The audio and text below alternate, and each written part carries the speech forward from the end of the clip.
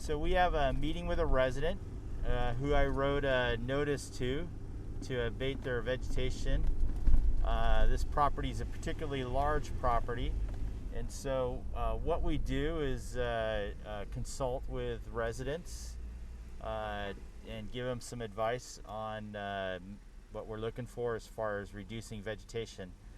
That can look at cutting seasonal grasses, to limbing up trees 10 feet, to cutting branches or trees away from the structure, and making sure that people have house numbers.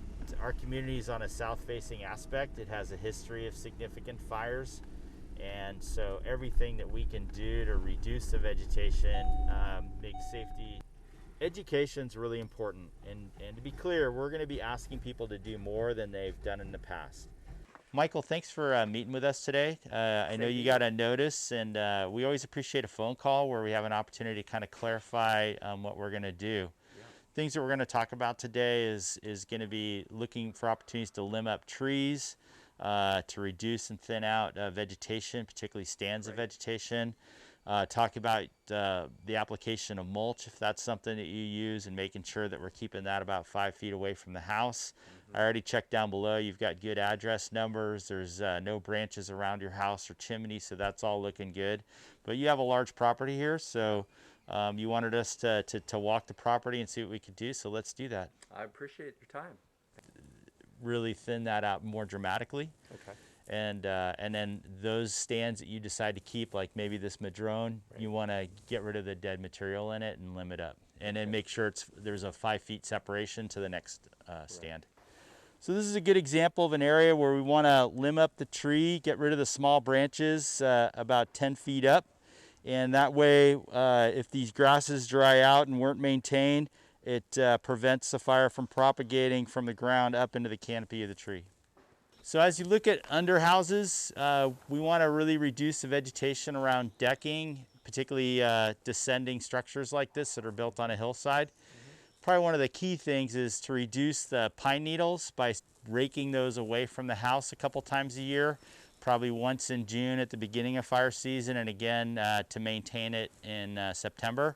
And that way when we have ember shower, it'll be bare mineral soil under there and won't pose a threat to your house. Great. When one person doesn't maintain their vegetation, it's immediate a threat to you.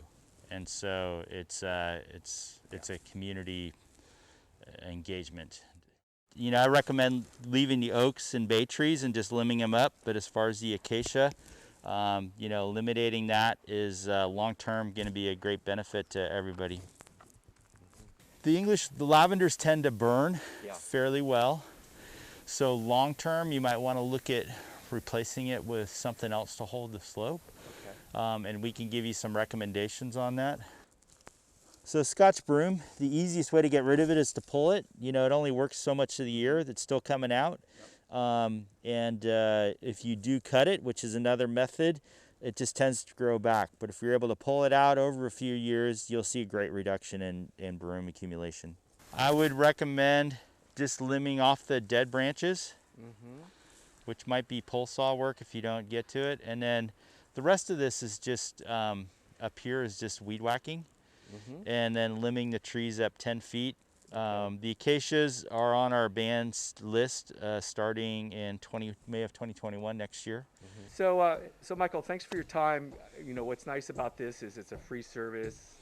I have a really clear idea of what I need to focus on. I'm going to focus on around the house first, and then I'll work down by the street. I also appreciate the fact that, you know, when we cut stuff, you guys take it away and you chip it. So it really helps us. It lowers our costs. So thanks for your time. Excellent. Well, we're happy to do everything we can to help. Great. Thanks, Michael. Thank you. For more information on how to prepare your home or for a free home assessment, please visit our website at smfd.org or call 415-380-1120.